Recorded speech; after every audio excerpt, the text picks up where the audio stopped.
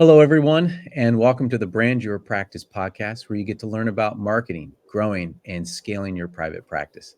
I'm Brent Stutzman, and today we're going to be talking about how to create a team culture that retains clinicians and grows your brand. But before we get into the episode, I want all the group practice owners out there and those who might be on the verge of starting a group practice to know about the Group Practice Scaling Summit that I'm hosting on April 23rd and 24th this year in beautiful Oak Park, Illinois. It's a day and a half where you get to grow your business owner skills. We're talking about how to hire amazing team members, how to fire team members, and what metrics you need to do to track, like what metrics you need to track on a dashboard to make sure your business is healthy and you don't have any blind spots, and so much more. So think about this summit as a series of mini TED Talks, but you can then ask all the questions you want to the speaker and also learn from the wisdom of the group. So I think community is really important in the learning process. So which is why we're limiting to just 50 people, group practice owners coming, and also creating a lot of space where you can ask questions and be in community and try to figure out those ways, those places that you are stuck in your practice and get unstuck. So just go to brandyourpractice.com/summit to sign up. Tickets are going fast. We have a special discount for just the podcast listeners. And so when you go and check out, just type in podcast 100, podcast 100, and you get $100 off.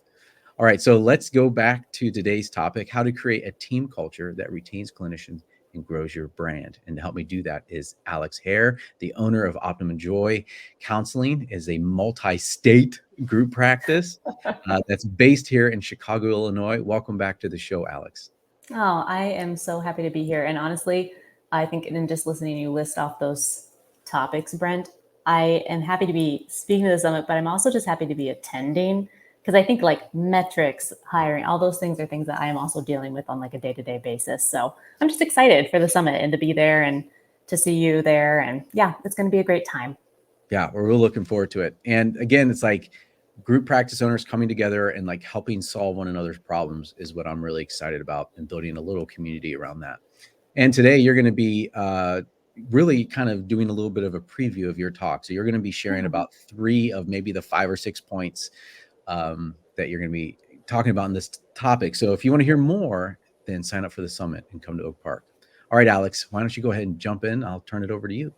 Absolutely. I really appreciate that introduction, Brent. And I think that when we are thinking as practice owners about how to retain what is our most valuable product is the people that work within our organizations. And so I cannot emphasize enough how important employee retention is. And, we at this point in time have employees who have been with us. We've been a practice for 7 years, just over 7. And there's people who have been with us for 6.5 years, so have decided that they want to stay within our organization when in fact they maybe didn't have to. And so this is something that I think is a really important topic, because this having people providing services is what we do oftentimes as our main income line as practice owners. So it's just really important. And if you can combine those things, like retaining your employees, but also like growing your brand, I think that it's a really delicate thing to combine those where people feel committed to an organization. So, yeah. And I don't know if you resonate with this, Brent, because you're somebody who helps people start practices all the time. But I think we need to really, as practice owners, realize that at some point in time, our employees don't really need us. And that sounds like a weird place to maybe start on the front end of like, oh yeah, we're trying to retain people. But like, there's so much information out there that like organizations like yourself provide to like help people do this private practice thing well. And at least in Illinois, some of the licensure stuff is people really only need their employer for about 2 years until they get their full license. And so I think that with that combination of factors, I think we all just need to come to grips with like, at some point in time, our employees might not need us as their employer. And when it's like really easy for them to maybe work somewhere else, to think through what actually, like, why would they actually stay? And so when they don't need us, why would they actually stay? What actually like matters to people? And this is probably the bulk of my job at this point in time, is thinking about, are our employees happy? We just like changed so much of our paid leave structure to like, give people rest and incentives and all those different things. So yeah, I don't know how much you see of this on your end in like growing brands, Brent, but I think one of the biggest things I've seen matter to people in their hiring and staying process is something I don't know exactly the word to put on it. The best word I've put on it is almost like ethics in a way, but people, every single interview I have been in, which is quite, we're like regularly having applications and interviewing people, and consistently the thing that people say about why they would have applied to even come work at Optimum Joy is related to the brand. That people consistently say, you seem like you're doing good in the world. You seem like you're giving back. And that just feels important.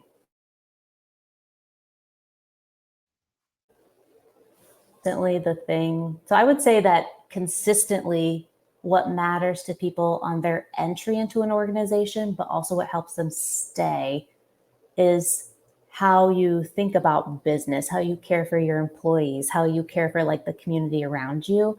And one big thing that we have done is really kind of work in our private practice, but also kind of work together with a nonprofit arm that we are able to kind of fund initiatives that are really important to our employees. And that doesn't connect directly with compensation, but I cannot tell you how important that is to our employees, that they feel like what's important to them could be important to their organization, that their organization would put time, money, effort, and different means behind just what is an initiative that feels important to them. Yeah, and I know, I mean, you might dive into this a little bit more in your talk, but like, I would actually love to hear, is this your nonprofit, or is this another nonprofit you just partnered up with? That's a great question. I am the founder of this nonprofit, and so I have started it and am on like the board that facilitates our initiatives and stuff. And so it's not essentially the same thing. They're two separate organizations, but we have a really wonderful working relationship in essentially like training therapists and like giving reduced fees and like putting money towards those causes. There's like a number of things around accessibility to mental health that is like the overall umbrella of the nonprofit that I founded, which is just called Resonate Joy. So Optimum Joy, Resonate Joy, it's kind of hard to separate the two, honestly, but they are two separate entities that our employees have kind of probably unique access to since being the founder. Got it. That's great. Okay. Well, good. We'll keep going. Yeah. I would say, yeah, I think I am not a millennial, but I know the new workforce is generation, the millennials, Gen Zers, that type of thing, where, there's a bit of a disconnect, and how, like, connecting with them. So I don't know how you would identify if it's a millennial or Gen X or Zer, but I'm curious, like, how are you, how are you connecting with them as far as, well, what are they seeing as far as wanting to, like, a workplace? I mean, you talked about the giving back, but I'm curious what else you're seeing. Yeah, there is, I think a benefit of being in private practice to some degree is like flexibility. And so I think that's something like hybrid workplaces, or even we've had a number of people retain their job with us. We actually had a coworker living in Ireland this last year, and we had someone who moved to California. And so, it's a little more complicated on the back end of like paying their state taxes. Yeah. But I think with millennial Gen Z, just like the upcoming, they want to some degree the flexibility to be able to do this like work that feels like helping people and doing good and like earning a good wage, but they also kind of want to take advantage of all of what life has to offer. Right. And then it's the difficult balance of, well, if you want that, then you can't make as much money. Like, there's like this Totally. trade-off. I mean, like, Yeah. you have to work, right? But if you want Yep. this, then there's sacrifices that have to be made. I imagine there's a Totally. lot of those conversations going. There Big really and are, honestly. And I think that gets into like one of the other big points that we'll talk more about at the summit, but just how you set up compensation and initiatives. And here's the thing is people need money to live. And we all want to make as much money as possible. But I think that what you just said brings up a good point, that it's like, if you want flexibility, where are you going to give? And is that going to be in compensation somewhere? And honestly, in our interview process, I talk about this with our employees all the time. And truthfully, Brent, we aren't the highest paying practice out there. We probably sit just right under what is the highest payers, but it's because we do so much in like benefits and incentives and all this stuff for our employees. But I am really kind of clear about that we aren't the highest paying, and really like tell people that, but they still choose to like work here and stay because of the like unique compilation of flexibility, this like great place to work that takes care of people, and also like what would be like a livable wage that they could do things in their life. And if they work hard, that they get some type of recognition, incentive. It doesn't always have to be financial, but I think money does always talk, I think, in a unique way as well. Yeah. Yeah. Okay. Well, let's go on to your next points. Thanks for sharing that first one. Mm-hmm. Yeah. The other biggest difference, so we're an office that we have just embraced the fact that we are for hiring young clinicians, training them, putting a lot of time, money, and effort into their career development. And, Brent, people get into our field because they love to work with people.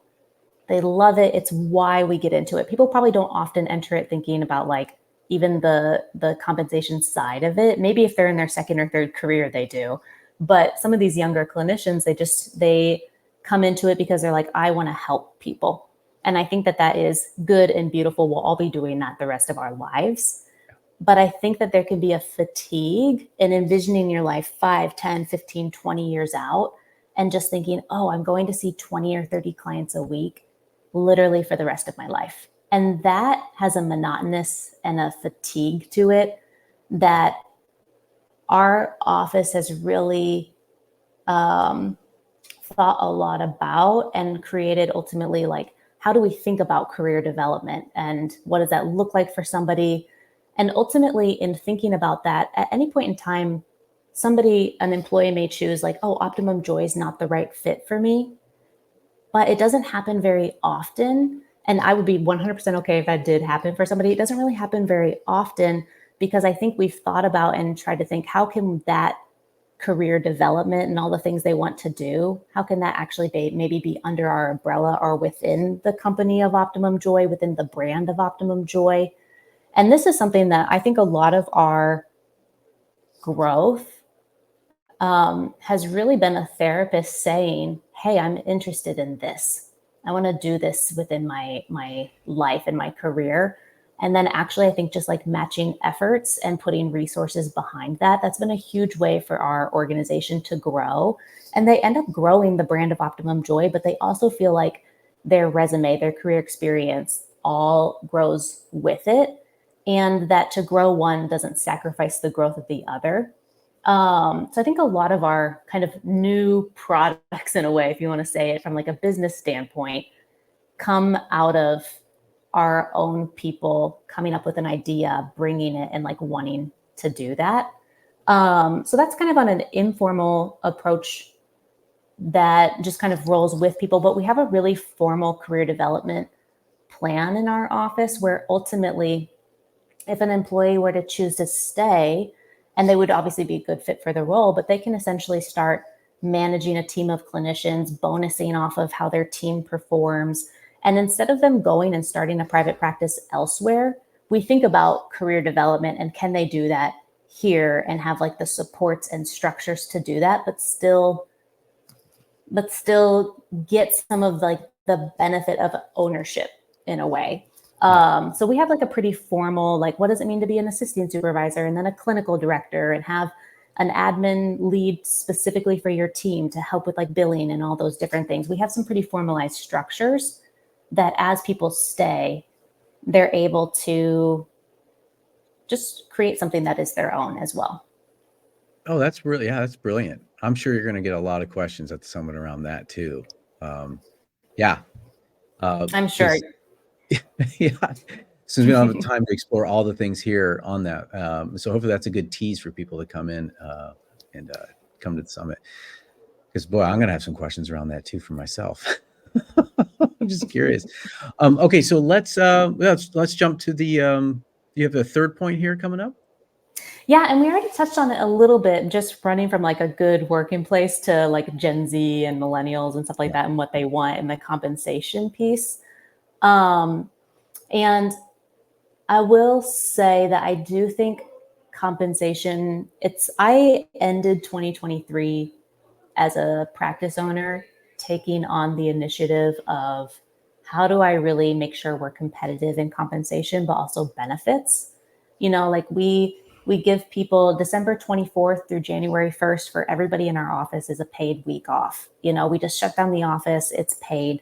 And that's a benefit that doesn't necessarily translate to the dollars in your pocket as far as wages, but that is something that our staff has really loved. And quite honestly, it's a slow season anyways, where we don't have a lot of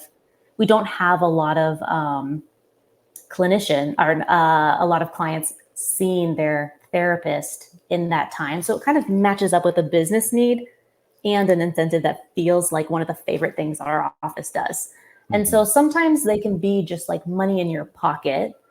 But, the reason why we don't fall in the highest paying category is because we have structures that like automatically give a week of paid leave that doesn't count against any of your other paid leave and some of those things. So I think being creative about incentives and time off and those type of things. A coworker of mine, he said, Alex, doesn't always have to be the salary. He says, hey, if every once in a while you do like a paid vacation for my family, I would love that. I will stay till forever if you just like kind of think about what is ultimately an expense that's deducted from overall, on a profit and loss statement versus what is like, oh yeah, I'm going to pay you a wage and then I'm going to pay taxes on it and you're going to pay taxes on it. And just starting to kind of be creative and think about, oh yeah, that could be something really cool that feels good and right to our employees. So we have like a lot of different incentives and think about incentives and compensation in a way that, I don't know, feels more creative than I hear about at other places. Yeah. Well, okay. So let me ask this then, because as you're growing multiple clinicians and things like that. So, creativity is the antithesis of like scaling, right? So you can't be creative with all your incentives individualized. So I'm curious, like maybe you could share one kind of creative way that you are incentivizing your clinicians now. Like you said, at the end of 2023, you're like, sounds like you went on a journey of self-discovery and compensation. So like, I'm curious what you kind of came back is like, what's one thing that you're trying out or you're testing or you've implemented that's really worked and resonated with your team? Yeah, I think just what I'm in the middle of right now, this isn't necessarily the most creative approach. I kind of I'm pulling from like a list in my mind of the things that we did, but what I'm in the middle of right now that matters the most to our employees is their ability to rest and have like paid leave. And, all of 2023, we actually had an unlimited PTO policy and we're a salaried office. We don't pay people based on like their hours. We pay a salary and like kind of mutually work together so that they meet their job description and have a collaborative approach like that. But what was interesting is people didn't like the unlimited PTO policy. And even that is like probably a very creative way to think about structuring paid leave as a practice. But there was a little bit of uncertainty that people felt. So we are actually like, it's not necessarily creative, but it is more structured where we've kind of come back around. I'm literally like, I have like 35 half-hour meetings this week with all of our staff to like make sure they feel great about it. And it is providing structure and definition to those things that ended up, even though that might be like against creativity and flexibility, sometimes that actually has ended up being more important to them because they feel like it's really clear. Now, other than paid leave, I would say if you're a practice owner, figuring out how to give your people rest, I think it's the thing that will allow for burnout. And again, like if your employees are your product, it'll allow them to stay for as long as that would, work in life. And that has been like one of the biggest endeavors I think we've been on that has been the most appreciated by our office. Now, creatively, we are really thinking about, oh man, do we just like put people on vacations? If we're giving them paid leave, do we also think about, how that goes? And even our bonus structure is not based on how many clients you see. It's more like finance and accounting. It's based on your total billable. And so we just, even in that way, take what is a pretty common practice. Oh yeah, you see 30 clients, that's more than 22, you get an incentive, but we just instead have matched that to a different metric. And so a lot of what we do, I think you'll probably come to find out at the summit, is really similar to practices, but it just takes it and twists it, turns it on its head a little bit and thinks about it a bit differently. Is it essentially that was a like lot of information. Yeah, exactly. 100%. Yeah. Yeah. I think that's true about rest. Trying to get creative at how to provide rest for your team. That would be really, that's a really good conversation. That's a nice reframe. And like vacation, because people rest differently. Yeah. Rest for me is like, I want to hang out with some friends, and some are like, I just want to go alone into the woods, into a cabin. And so, I think that's becoming me. Yeah. There's also a huge discussion around unlimited time off. Like I think a lot of businesses are doing away with it because it's sort of like, well, a lot of people didn't take it. Exactly. And they're Honestly, burned out. Totally. And we, for the most part, I think it, like from my perspective as a business owner, it was working well. But I think that it just, again, there was like a undercurrent of feeling like uncertainty, or even like, how do I interpret this? Or am I really, like they say you can leave, but they haven't. And so it is really ultimately by the like preference of our employees, which we have just under 50 people working within our office at this point in time. And so it's really by the preference of the employees that we're moving away. And it's a smaller policy, it's a smaller amount that's allotted, quite honestly, in the structured system, but it's highly preferred by them because it feels really clear. And I think anytime you can be clear, it's like anti-chaos, but it also is like a kindness to them. So yeah. Wow. Oh man. Yeah. So many questions. I look forward to asking you in person. I'm so excited. We're going to have a great time. I'm excited, Brent. Yeah. Well, how can people find out more about you? Yeah, I think that the best place to go to find out more about myself, but also Optimum Joy, is just at optimumjoy.com. That really is the hub within our digital space that houses pretty much all the information about that. And even if you're kind of someone who is like interested in talking, like we'll see each other at the summit. I'm so excited. That's like going to be a great space for collaborative learning. But I think even if you're someone who's like, oh, I want some individual consultation or time and different things like that, there is like a contact us form on our website that will make its way to me. So I would say optimumjoy.com is probably the best hub for that. Great. Well, thank you. So like what Alex said, if you need to level up some of yourself as a practice owner, if you need to be thinking about incentivization, compensation, how to retain clinicians, then definitely come to the Group Practice Scaling Summit. Just go to brandyourpractice.com/summit, or you could just Google Group Practice Scaling Summit. We go right to the top of the page and sign up today. So don't forget to use the discount code podcast100. That's podcast 100, and you can get $100 off your ticket. And thank you so much. And just another reminder, All content on the Brand Your Practice website, podcast, and other media reflects my own opinions and should not be taken as legal advice, financial advice, or investment advice. Please seek out the guidance of a professionally trained and licensed individual before making any decisions. And some links in the descriptions may be affiliate links. All right, folks, thanks for listening. If you found the conversation useful, subscribe to the podcast and please join me the next time for the Brand Your Practice podcast.